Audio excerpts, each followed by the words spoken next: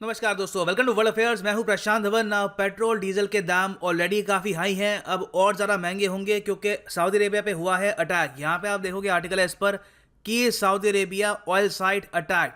इससे जो Brent crude का दाम है ये $70 पर बैरल के भी ऊपर चला गया। इससे पहले ये था अराउंड $65 पर बैरल। और ये अटैक किया किसने है? ये अटैक किया है यमन के हूथी रेबल्स ने। आपसे एक क्वेश्चन पूछूंगा मैं, यमन देश की करेंसी क्या है? नीचे कमेंट में लिखो यमन देश की करेंसी क्या है। सो इस वीडियो में हम डिस्कस करेंगे कि यमन से ये अटैक क्यों हुआ है सऊदी अरेबिया पर, हूथी रिबेल्स कौन है और इससे ओवरऑल ग्लोबल इकोनॉमी पर क्या इंपैक्ट आएगा। सो काफी कुछ आपको जानने को मिलेगा।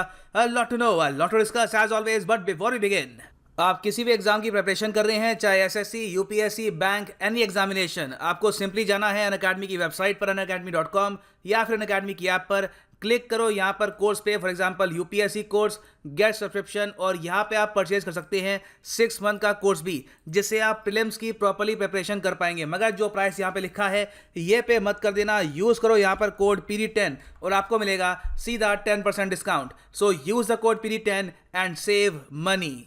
नाउ सऊदी अरेबिया में भी अटैक कहां पर हुआ है? ये अटैक हुआ है रास तनूरा पोर्ट। रास तनूरा पोर्ट में आपको ये बता दूं, ये one of the largest oil shipping ports है दुनिया भर में। यहां पर एक ब्लास्टिंग मिसाइल गिरा और एक ड्रोन ने भी अटैक किया। सबसे पहले ये पोर्ट मैं आपको दिखाता हूं मैप पे, आप समझ पाएंगे कि ये पोर्ट इतना इंपॉर्टेंट क्यों है और जैसे ही यहां पे अटैक हुआ ऑयल सीधा ऊपर क्यों चला गया। ना सबसे पहले यहाँ पे आप देख पाओगे ये है एशिया का मैप और ये है हमारा प्यारा भारत। और अब हम यहाँ पे जूम इन कर रहे हैं रास तनूरा पोर्ट पे। यहाँ पे आप देख पाओगे ये सऊदी अरेबिया और ये है रास तनूरा पोर्ट। एक्चुअली यहाँ पे एक रिफाइनरी भी है और यहाँ पे एक पोर्ट, एक बंदरगाह भी है। अब रिफाइनरी में क्या होता है, देखो सऊदी अरेबिया में ज़्यादातर जो क्रूड ऑयल ये निकालते हैं अपने नॉर्दर्न एरिया से। यहाँ से ये ऑयल निकालते हैं, फिर इसको लेके जाते हैं यहाँ पर रिफाइनरी में। यहाँ पर ये रिफाइन होता है, इसका पेट्रोल, डीजल, वेरियस और प्रोडक्ट्स ये बनाते हैं और फिर यहाँ पे इसको कंटेन भी करते हैं। फिर एक एक करके इंडिया, पाकिस्तान, चाइना, जापान, दुनिया भर की जो कंट्रीज़ हैं यहाँ से इनको सप्लाई करते हैं। और यहाँ पे आप देखोगे जो ये येलो पोर्शन दिख रहा है आपको, यहीं पे अटैक हुआ है एक बैलिस्टिक मिसाइल से। अब आप सोच कर देखो, इतना सारा यहाँ पर क्रूड ऑयल इन्होंने स्टोर कर रखा है कि यहाँ पर अगर अटैक हो गया तो पूरी दुनिया में पैनिक मच गया कि पता नहीं कितना सारा यहाँ पर ऑयल डिस्ट्रॉय हो गया होगा, कितना डैमेज हुआ है, ऑयल सप्लाई और कम हो जाएगी। तो इसलिए क्रूड ऑयल के दाम अचानक से शूट अप कर गए सिर्फ एक अटैक की वजह से। नाउ ये अटैक किया किसने है? ये अटैक किया है हूथी मिलिट्री ने। अब हूथी मिलिट्री क्या है? पहली बात, यहाँ पे आप अगर देखोगे ये सऊदी अरेबिया यहाँ पर, ये यहाँ पे है यमन। अब यमन में आज के समय चल रहा है एक गृह युद्ध। यमन में 2 हिस्से बढ़ चुके हैं। यहाँ पे आप अगर देखोगे ये एरिया जो है ये कब्जा रखा है हूथी रिबल्स ने, और यहाँ पे जो बाकी एरिया है यहाँ पे है सऊदी कोलिशन। फिर उसके अलावा अलकायदा का भी यहाँ पर कुछ प्रेजेंस है, मगर मेन यहाँ पे जो टक्कर है ये हूथी रिबल्स और सऊदी कोलिशन के बीच में है। अब सऊदी कोलिशन का मतलब क्या है? सऊदी कोलिशन में आपको मिलेगी सऊदी अरेबिया की गवर्नमेंट, यमन की सरकार, उसके अलावा दुनिया भर से कुछ और जो कंट्रीज़ हैं वो भी यहाँ पर सऊदी अरेबिया का सपोर्ट कर रहे हैं, यमन का भी सपोर्ट कर रहे हैं, ताकि ये जो एरिया है ये वापस ये लोग कब्जा पाएं हूथी रिबल्स से। अच्छा, अब ये हूथी रिबल्स कौन है और ये यमन में रहकर इनसे क्यों लड़ रहे हैं और ये मिसाइल क्यों दागेंगे सऊदी अरेबिया पर? देखो यहाँ पे जो पूरी प्रॉब्लम है ये एक शिया सुन्नी प्रॉब्लम है।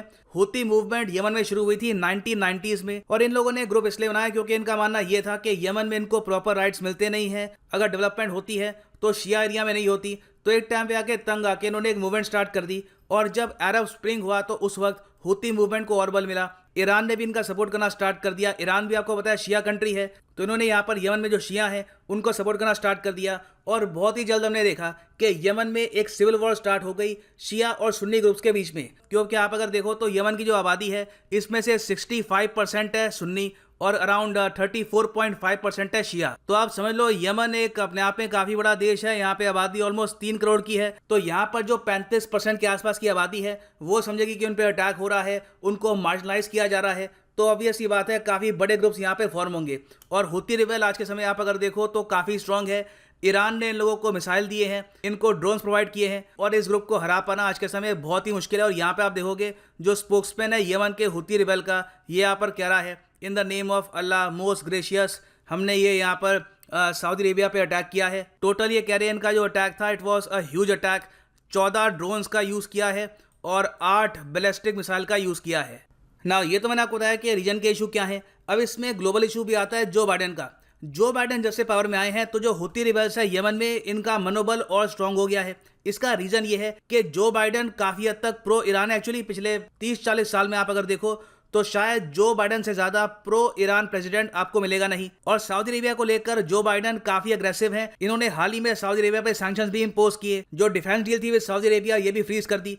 तो हुती रिबेल्स को यह पता है कि अब मौका आ चुका है, अब ये ओपनली अटैक कर सकते हैं सऊदी अरेबिया को, और इसके रिस्पॉन्स पे जरा कुछ होगा भी नहीं, क्योंकि जो बाइडेन इनको दे रही है क्लीन चिट। मैं आपको ये बता दूं कि हाल ही में जो बाइडेन ने यह किया कि जो भी ग्रुप्स थे जिनको ट्रंप ने डिक्लेयर किया था एक आतंकवादी संगठन, इन्होंने यहां पर यह कहा कि मेरी डेफिनेशन कुछ और होगी।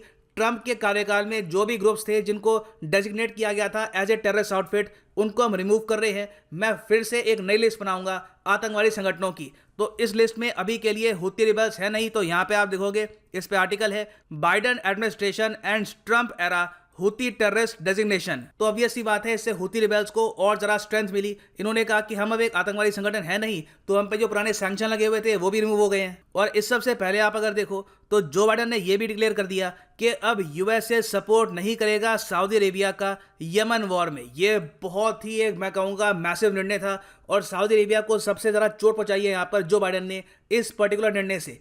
तो आज के समय सऊदी अरेबिया को डर ये है कि बहुत ही जल्द यमन में 50% के आसपास का जो एरिया है ये कब्जा सकते हैं हुती रिबेल्स, और ये लगातार अटैक करते रहेंगे सऊदी अरेबिया को यमन से। ना इस सब का इम्पैक्ट इंडिया पे क्या होगा? काफी नेगेटिव इम्पैक्ट होगा, क्योंकि इससे ऑयल और भी जरा महंगा होने वाला है। इंडिया ऑलरेडी वार्न कर चुका है कि ग्लोबल इकोनॉमिक रिकवरी नहीं हो पाएगी अगर ऑयल के प्राइसेस लगातार बढ़ते गए, क्योंकि जो ऑयल कंज्यूमिंग कंट्रीज है उनको बहुत सारे बिलियंस ऑफ डॉलर्स पे करने पड़ते हैं ऑयल के लिए। तो इनके पास बहुत कम पैसा बचेगा अपने देश में निवेश करने के लिए। तो इसलिए अगर क्रूड ऑयल के दाम बढ़ते हैं तो इसका बहुत ही नेगेटिव इम्पैक्ट होगा ऑन इंडिया। और नीड देखो अभी ये आ चुकी है कि जल्द से जल्द हम पेट्रोल और डीजल को जीएसटी के अंडर लेके आए। इसके बारे में हम एक साल से सुन रहे हैं कि पेट्रोल डीजल अगर आता है जीएसटी के अंडर तो इससे पेट्रोल डीजल के दाम कम होंगे, मगर अभी तक ये किया नहीं गया। मेरे हिसाब से अब ये करना होगा हमको, नहीं तो बहुत ही जल्द पॉसिबिलिटी ये है कि अगर क्रूड ऑयल इसी तरीके से बढ़ता रहा तो इंडिया में हो सकता है कि पेट्रोल के दाम आपको 120-130 रुपीज के आसपास भी दिखें। सो ये है एंड इस वीडियो का। Thanks for listening and as always God bless you all.